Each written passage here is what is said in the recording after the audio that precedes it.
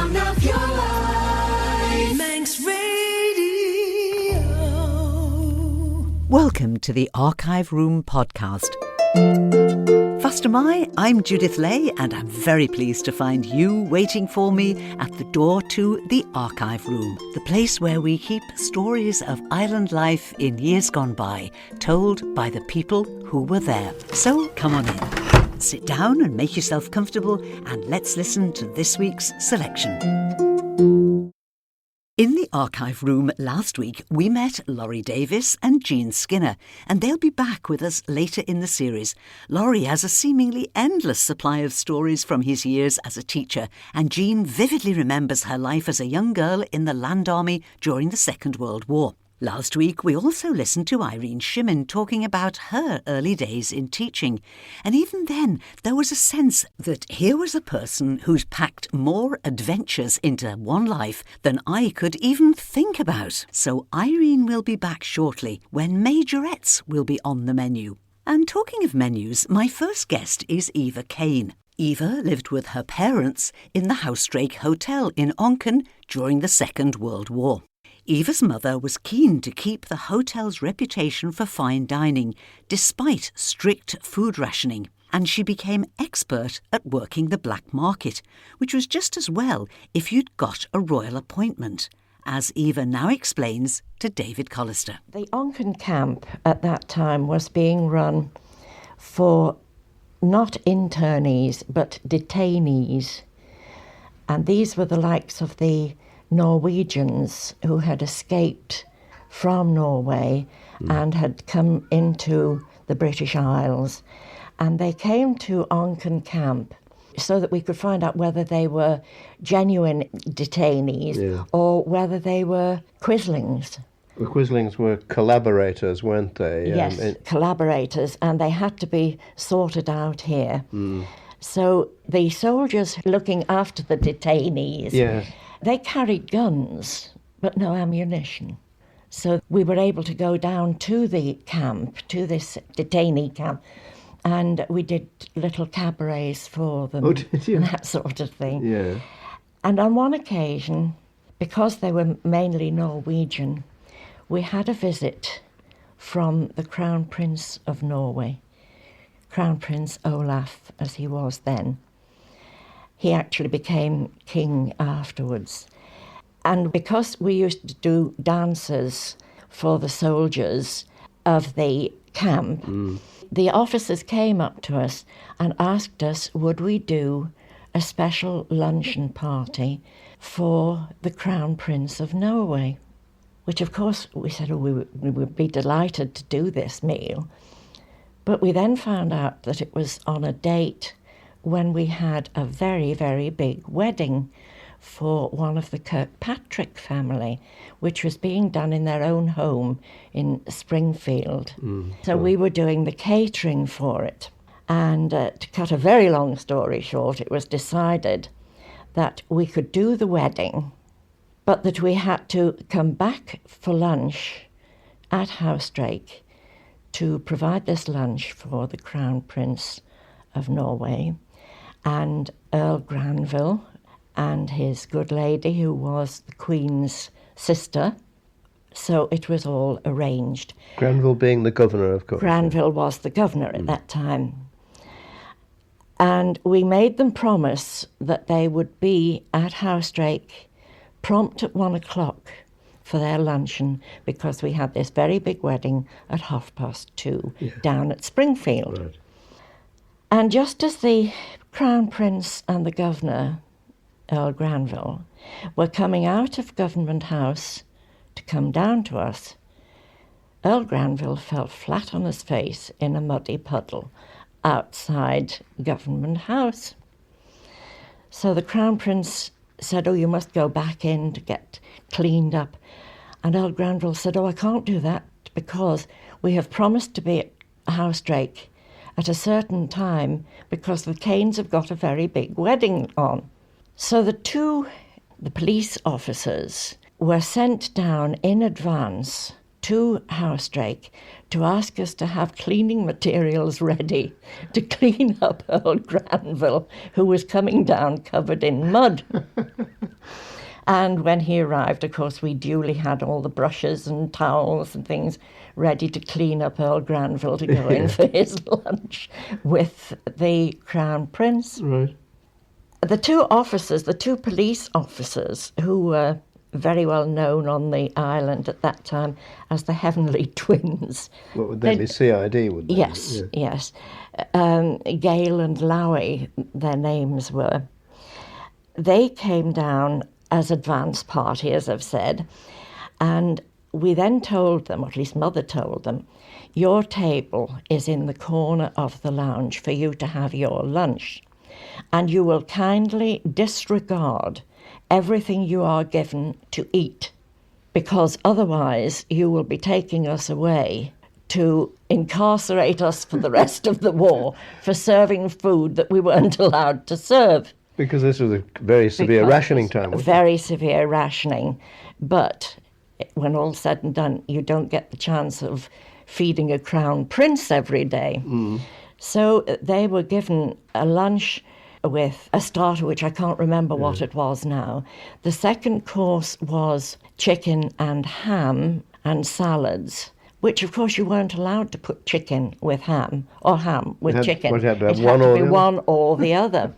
But they were served chicken and ham and all the salads, followed by ice cream and fruit with it, which again was against the law, but which these two policemen sat and thoroughly enjoyed, and we weren't taken away at the end of the lunch. But we were introduced to the Crown Prince, who thanked us for doing this special meal for them.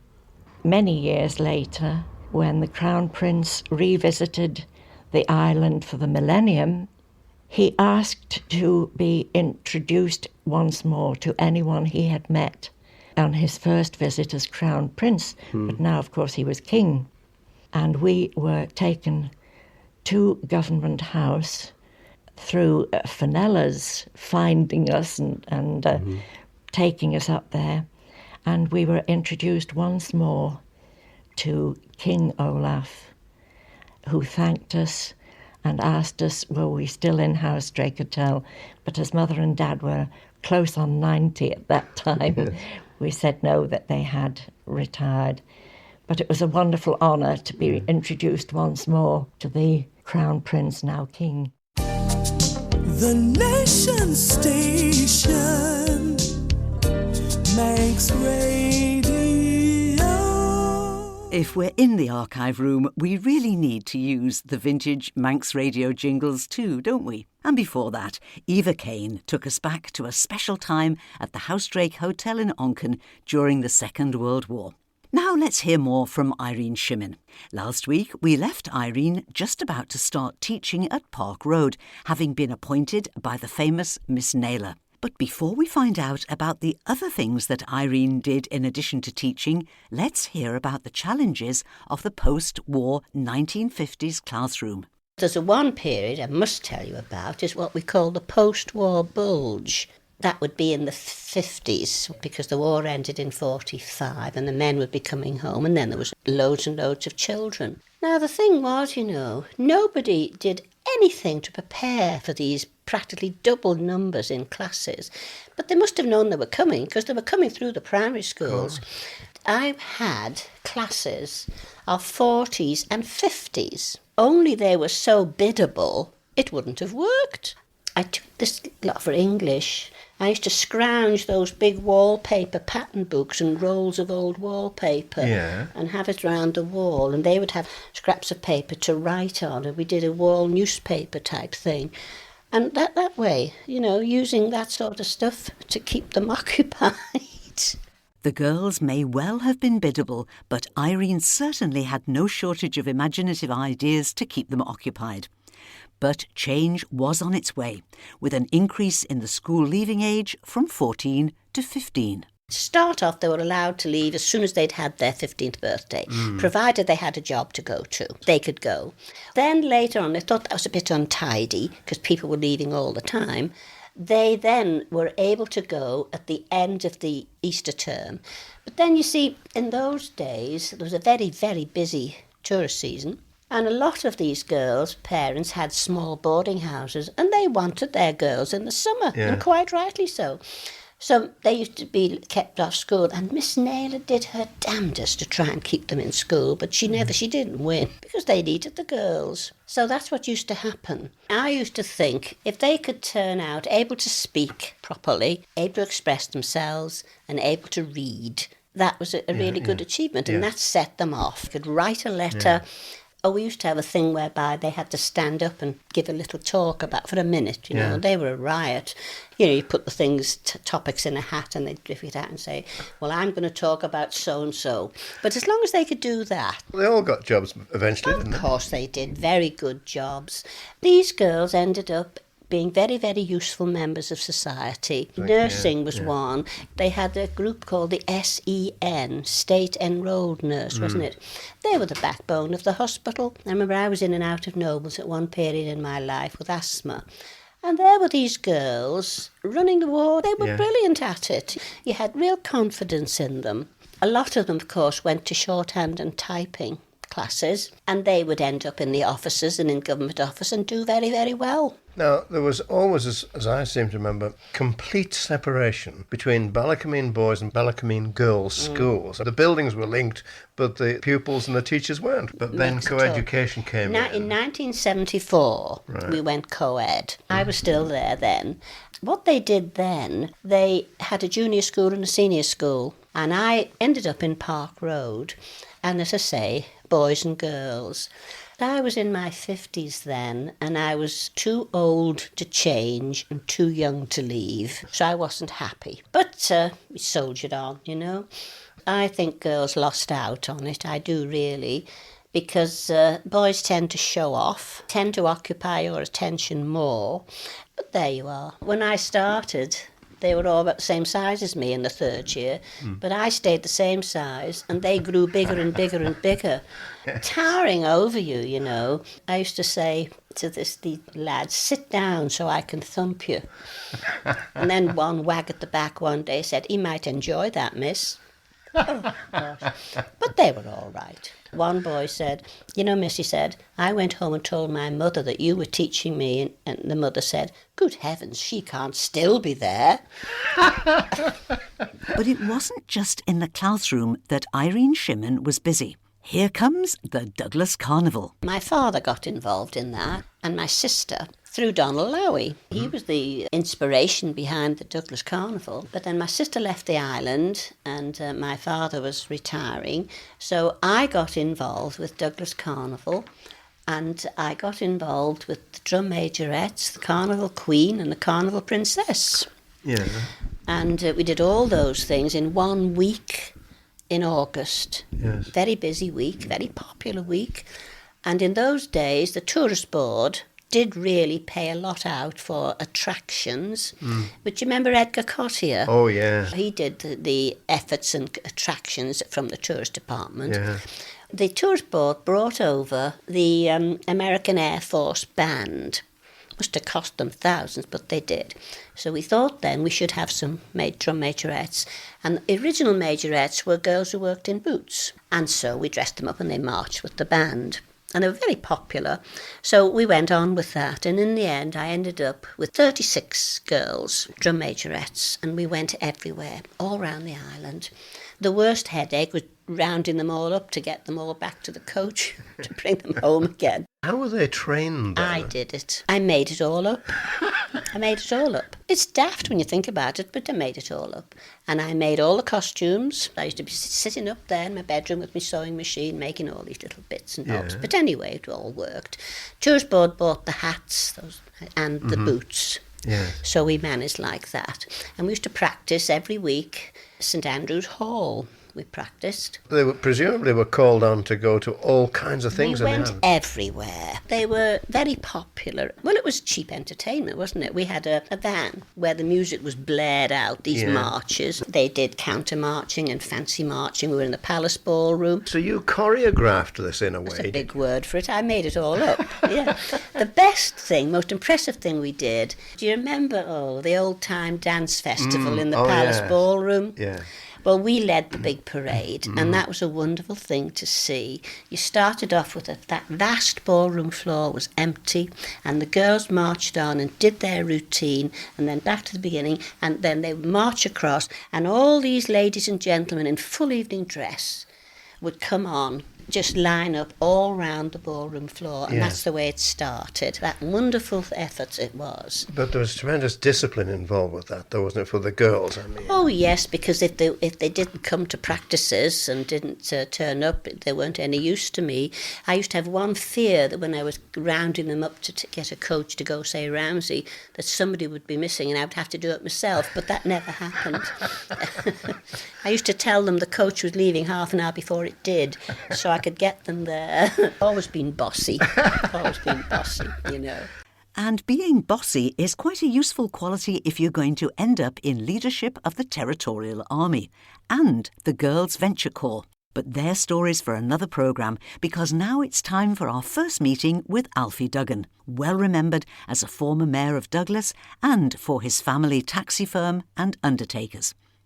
Born in 1912, Alfie lived on the South Quay in Douglas and went to Hanover Street School. In this conversation, recorded when he was well into his 90s, Alfie tells David Collister how earning a few shillings caddying at Fort Anne golf links when he was just a boy of 8 turned out to have very unexpected consequences.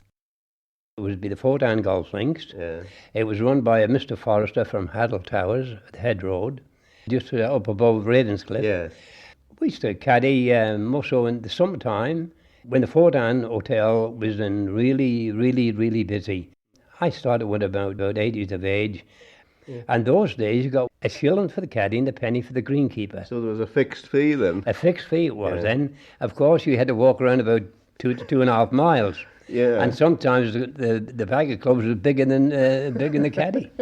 We got a round in the morning and a round in the afternoon. Yeah. That was 2 shillings you'd had. And well, that was a lot of money. Yeah. Because 2 shillings there, a man's wage then was only about £1. Yeah. So it was a big help to your mothers, really. And So you had to hand it in, did you? hand the money in, but you used to get an ice cream, maybe a penny cornered. And it went on and on and on. And eventually I was very fortunate, because I was asked by the professional, Mr. J, offered if I would care to go in the greenkeeper's hut. So I said yes. Yeah. It was a good opening. So you'd start playing at a fairly early age then as well? Yes, I was playing at round about, as I mentioned, 8 years of age. Yeah. You'd have to have specially made clubs for that, did you? No, the people who were members, club members, local people, Yeah. I would use their clubs, as we were caddying for them, use their clubs, and I learned with their clubs, actually. With the full-size ones? Yes, the full-size ones. Yeah. I got used to them, actually. And I eventually got the opportunity, went out making maybe a 2-ball. One ball may come along. You wanted a game, the professional would say, go on, Alf, give him a game. Yeah.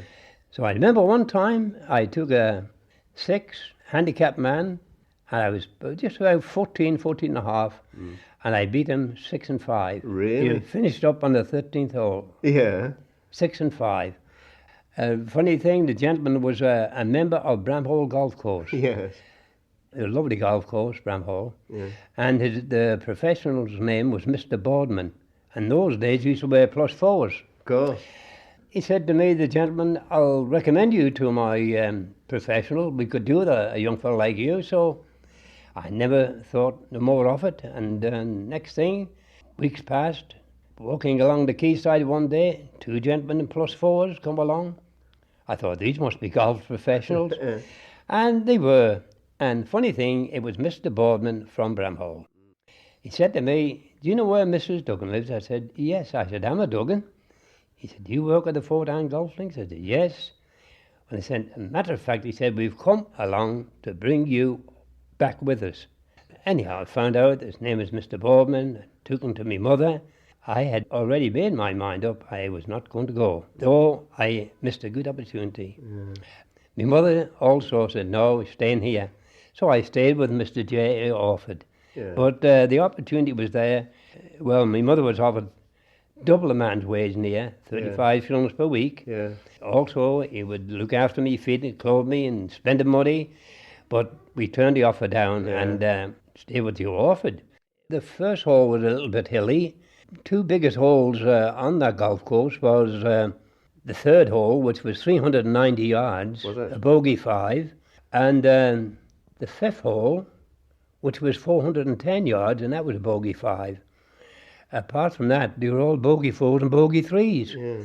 And the smallest hole on the course was the 10th, and the 10th was a Massey Niblick shot, a high ball, dropped dead on the green, and that was 120 yards. Can you remember how much the membership fee would have been, the annual membership for the members there? Daily ticket, for instance, would be 2 and 6 for a daily ticket. I think a weekly ticket was 12 and 6. Around about an annual ticket annually would be around about the region of 5 guineas. Got a lot of use then? Oh yes, it got a lot of use, and June, July and August, the Fort Anne golf links was very, very busy because the hotel was just down below. You got the same people year after year, and they all knew you. Yes, they were nice old days, yes.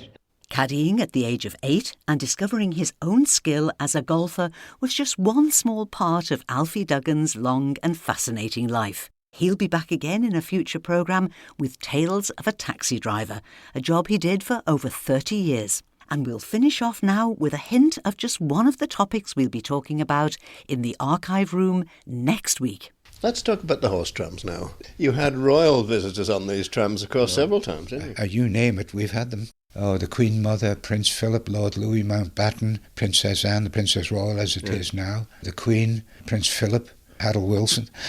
It's the voice of Horse Trams manager for Douglas Corporation, Wilson Gibb. So the night before these VIPs arrived then, there'd be some panic to get the tram in perfect shape, would there? Well, it wouldn't be hard to get the tram in perfect shape, really. It's only a matter of cleaning it, and we would have a tram which wouldn't be in normal use. It would have a paint job. But over the years, if there was any sort of dignitary coming to the Isle of Man, the first thought was get him on the horse tram. Yes. But those days are well and truly gone now. I think it's probably for safety reasons. Wasn't there an occasion when the Duke of Edinburgh had a horse drawing a tram that had the horse had his name as well? It had his name for one day, let's put it that way. Philip for one day, and then it went back to his normal name the following day.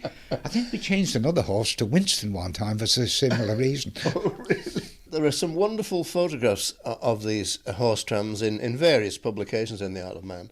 But one is of the 80th anniversary in 1956, where there were 80 horses actually on display on the promenades, all standing in rows, really. That's right. Yes. That was. I mean, people wouldn't imagine there was that many horses needed. Well, it's surprising how many horses you need to operate, say, one tram. I mean, in the days there, 1956 and earlier, when the trams were really, really busy, in the morning you would have what was known as the 5-minute cars, which is 8 trams to make a 5-minute service. And then the manager might want 16 trams to go from 9 o'clock till 11, so you'd have to put another 8 trams. Now you've got 16 horses used between 9 o'clock and 11 in the morning. Right. And then those horses would be changed again at 11. Now you wouldn't want the 16 trams, you'd need another 8 horses to change. Now you've got 24. And then they would be changed again at 1 o'clock. And the manager then, whoever was at the time, maybe a fleet with boats and stuff in like that, he would want another 16. He may even want 24 trams out. I mean, you're talking an awful lot of horses. And then in those days, the trams used to run until midnight. So I suppose in the stables in the 50s, you would have something like maybe 90 horses. It take a lot of feeding, that. Well, it does take a lot of feeding. But when you come to consider pre-war, there would have been 46 trams on the track at any one time, or sometimes, and they had 144 horses. Where did the manure go then? For the answer to that and everything else you need to know about the horse trams, be sure to join me in the archive room again next week, just after 6 o'clock here on Manx Radio. But right now, it's time to turn off the lights and close the door. I really hope you've enjoyed this meander down Manx memory lane, and you'll join me again next week, just after 6 o'clock here on Manx Radio. You can listen to all the programmes in previous series of the Archive Room by subscribing for free to the Archive Room podcasts at manxradio.com or by using your usual podcast provider. And I'm Judith Lay, saying thank you for listening and wishing you a very good evening. The Nation Station makes